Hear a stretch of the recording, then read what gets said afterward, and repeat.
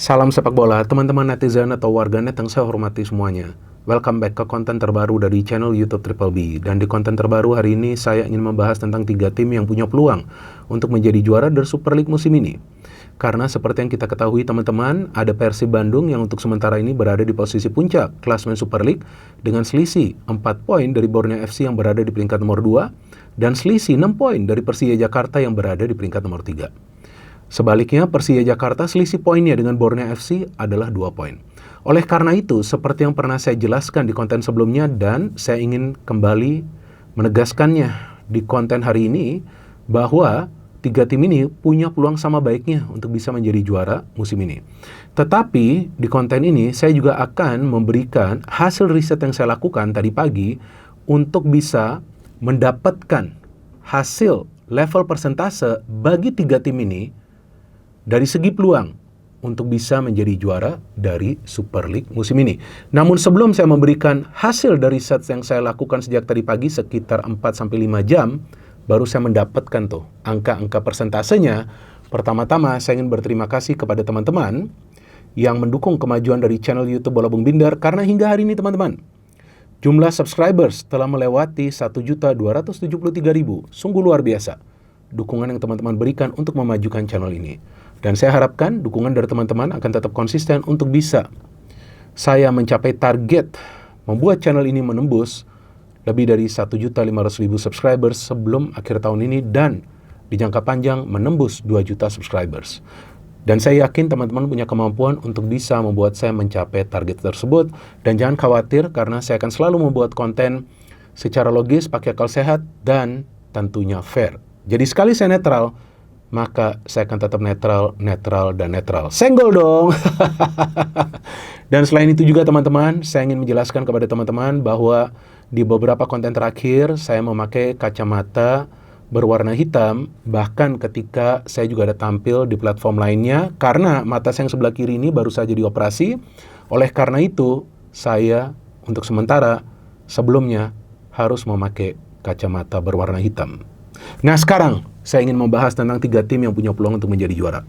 Kalau menurut hemat saya teman-teman, bahwa musim ini jauh lebih seru lah persaingan dari Liga Indonesia untuk bisa menjadi juara. Karena sebelum 3 tim ini punya peluang untuk menjadi juara, sebetulnya ada 4 tim yang punya peluang sama baiknya untuk bisa menjadi juara. Masa lupa kalian? Ada Maluku United sebelumnya.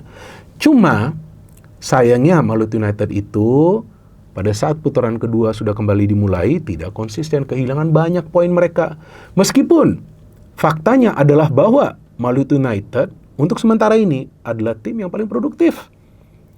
Mereka telah mencetak lebih dari 50 gol, luar biasa. Tapi sebaliknya kebobolannya juga banyak, lebih dari 30 gol. Nah ini yang menjadi problem bagi Maluku United.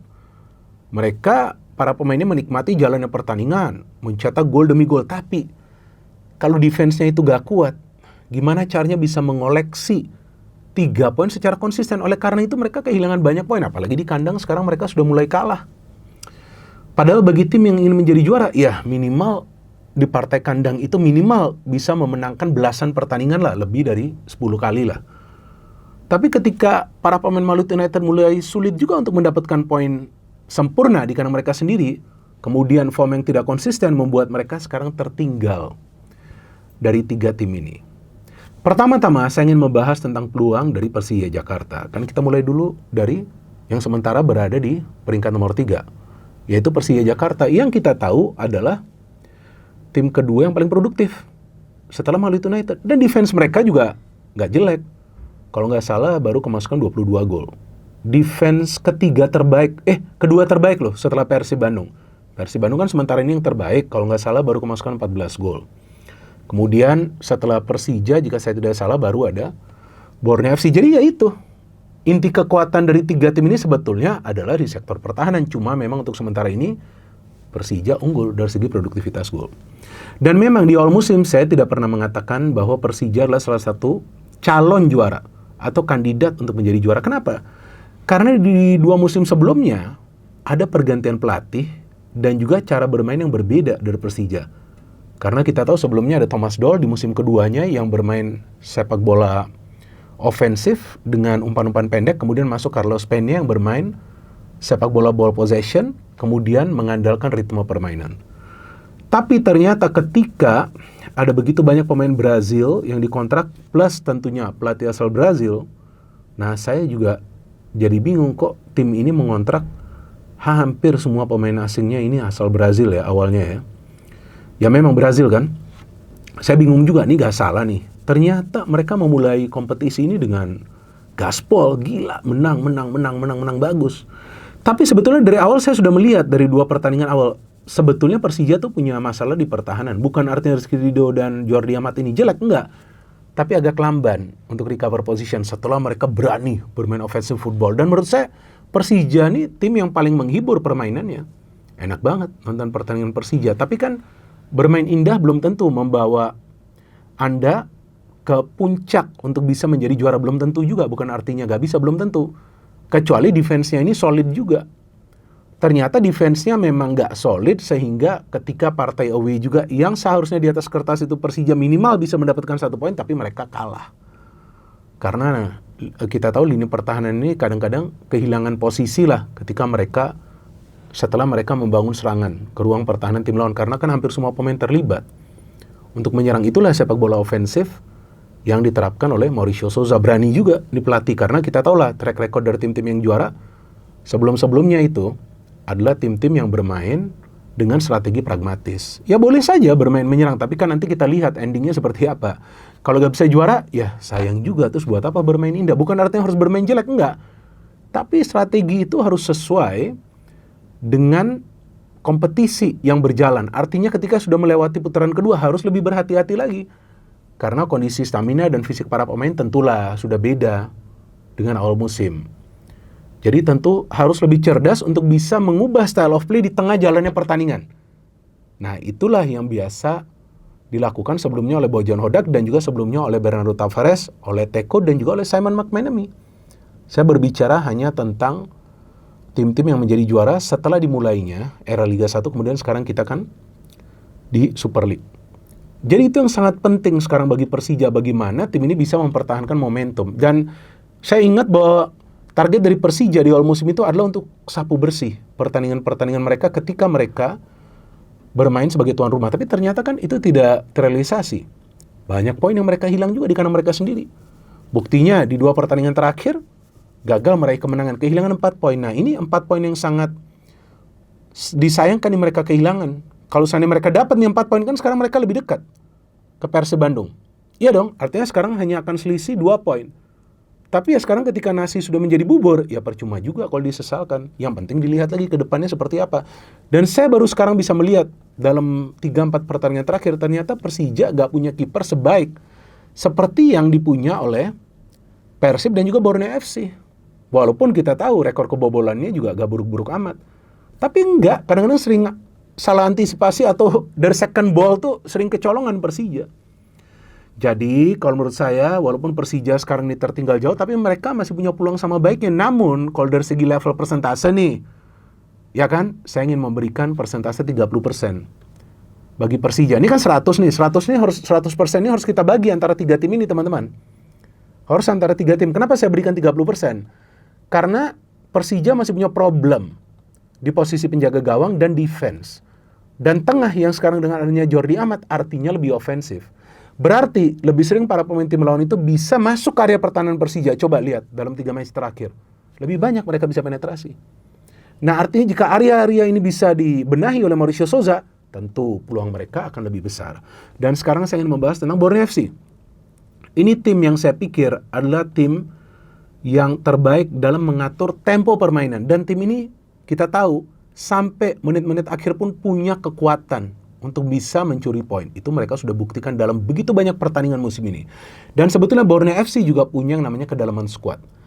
Sama kita tahu seperti Persija, tapi bedanya Persija punya kedalaman skuad ini setelah putaran kedua musim ini. Seharusnya itu kan di awal musim sudah dipikirkan ketika targetnya juara, kedalaman skuad itu sudah harus bisa dibentuk dengan menyiapkan dana yang cukup. Tapi ketika dimasukkan banyak pemain di putaran kedua, ini juga yang memusingkan Mauricio Souza. Gak mungkin dia mainkan semua pemain baru tersebut. Jadi tampaknya ini surplus juga stok pemain di Persija Jakarta. Maka itu yang hanya cepat beradaptasi itu Aladin, kemudian dimainkan terus. Yang lain-lain kan belum. Ini menjadi problem juga bagi Mauricio Sousa dan saya pikir gak boleh diganggu juga atau memaksa dia untuk memainkan pemain yang baru masuk ke Persija. Itu adalah hak prerogatif dari Mauricio Sousa dan dia yang lebih tahu daripada kita semua. Nah sekarang tentang Borneo FC, ini tim kan yang luar biasa yang seharusnya jika tidak ada format Championship Series, ya seharusnya mereka yang juara tuh 2 musim lalu kan, karena mereka di regular format itu kan mereka yang berada di posisi puncak. Ternyata mereka kehabisan bensin di Final Four. Tapi musim ini tim ini luar biasa bos, bahkan bisa mencuri poin juga di partai-partai away. Kan bisa mereka mendapatkan poin, bisa juga mereka meraih kemenangan, dan kita tahu lah key player-nya adalah Mariano Peralta. Tapi selain Peralta ada juga Juan Villa.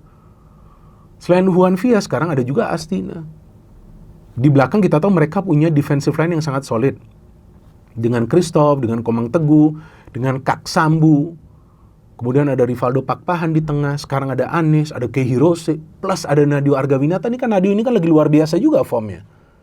Maka itu dia masih dipanggil ke timnas. Bahkan secara shot stopping dia salah satu kiper yang paling banyak melakukan save selain Hernando Ari, kiper dari Persebaya. Tapi ada satu problem dari Borneo FC. Karena kadang-kadang ketika mereka menyerang tuh lebih banyak memberikan bola itu kepada Peralta. Sehingga kalau Peralta bisa dikunci maka selesai itu udah Borneo FC.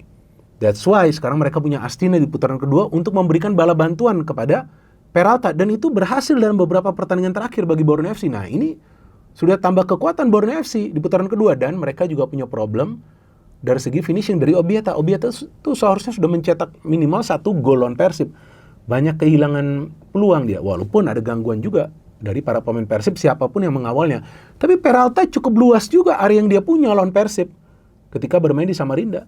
Dan hampir saja dia memenangkan pertandingan jika Teja tidak melakukan save di masa-masa krusial, yaitu di injury time.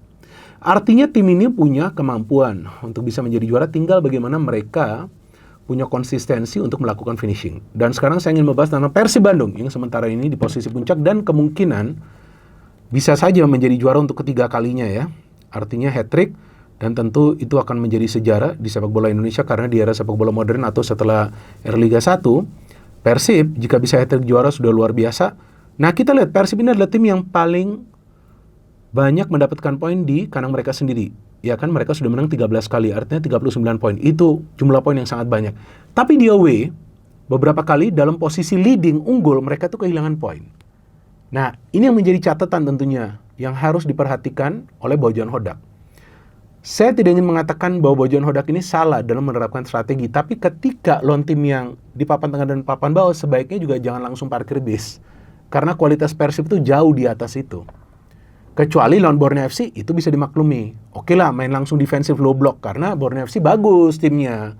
Jadi kalau tetap menyerang buat apa? Yang penting kan dapat 3 poin dan hampir dapat. Ternyata ada penalti. Tapi saya melihat materi pemain Persib ini sebetulnya bukan untuk Liga Domestik, bukan untuk Super League, sebetulnya untuk Asia, Pak. Cuma sayangnya di Asia kan mereka sudah tersingkir lebih dulu, sehingga sekarang full power mereka di Liga Domestik. Maka itu dalam 12 pertandingan terakhir, Persib tidak terkalahkan. Ini satu-satunya tim yang sekarang masuk sampai ke putaran kedua juga bisa mempertahankan konsistensi mereka. Cuma para pemain Persib harus bisa lebih galak lagi di tengah. Karena banyak juga serangan-serangan yang sekarang mulai masuk ke area pertahanan Persib, walaupun kita tahu Matri Cardi dan Barba ini lagi kuat. Tapi tengah ini yang bisa menjadi weak point kalau gak bisa banyak melakukan counter pressing. Ada beberapa match Persib itu bisa melakukan counter pressing, tapi tidak konsisten. Cuma Persib punya plus point, yaitu Teja yang lagi on fire. Sehingga di masa-masa yang menentukan Teja itu sering melakukan save. Nah itu plus pointnya.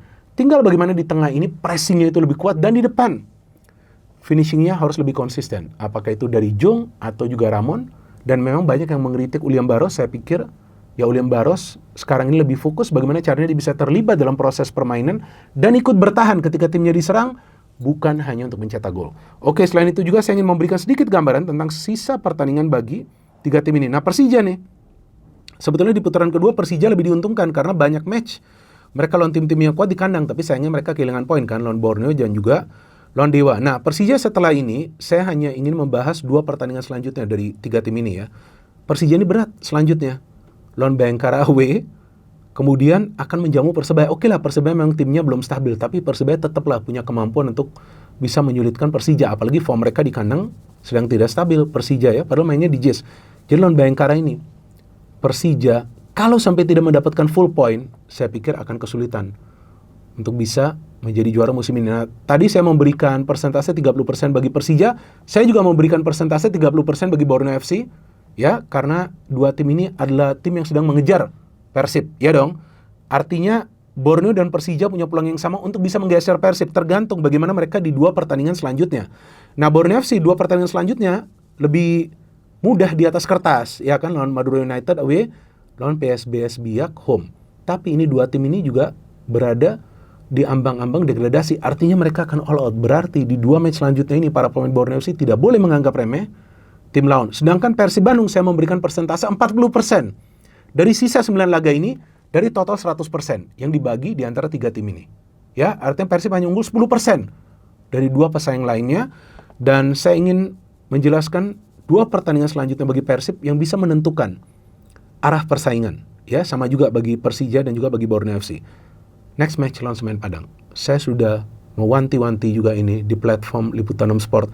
Ini pertandingan yang kemungkinan akan sulit bagi Persib Bandung karena Semen Padang biasanya menjelang akhir musim seperti musim lalu tiba-tiba berubah menjadi tim yang bagus dan mereka akan bermain di kandang Semen Padang. Ingat, Semen Padang bahkan bisa mengalahkan Persija pada saat form dari Persija lagi bagus-bagusnya, walaupun di pertandingan tersebut ada red card bagi Persija. Kalau nggak salah Vigo ya yang mendapatkan red card di pertandingan tersebut. Nah, jadi ini bahaya bagi Persib di Semen Padang, harus betul-betul fokus. Kemudian next match lawan Bali United home. Betul, Bali lagi tidak stabil, tapi ingat, Bali adalah satu-satunya tim yang bisa mengalahkan Borneo FC di kandang Borneo. Jadi juga tidak boleh menganggap remeh Bali United. Maksud saya, dua pertandingan selanjutnya bagi tiga tim ini akan bisa menentukan level persentase atau peluang untuk bisa menjadi juara. Dan tentunya kita akan menikmati Liga Indonesia yang sangat seru. Dan kita harapkan semua pertandingan tersisa ini akan berjalan secara baik dan juga kita bisa nikmati persaingan dari tiga tim ini yang menurut saya ini, waduh, Liga musim ini sangat seru Liga Indonesia teman-teman, karena sekarang saya melihat ada tiga tim yang punya peluang sama baiknya, tapi dari segi persentase tadi sudah saya berikan level persentase untuk menjadi peluang. Persib 40%, Borneo FC 30%, Persija 30%. Yuk kita nikmati persaingan dari tiga tim ini. Dan teman-teman, seperti apa pilihannya dari segi persentase? Nah, silakan berikan analisis kalian di kolom komentar di bawah konten ini. No hate, no politics, only football. Salam sepak bola.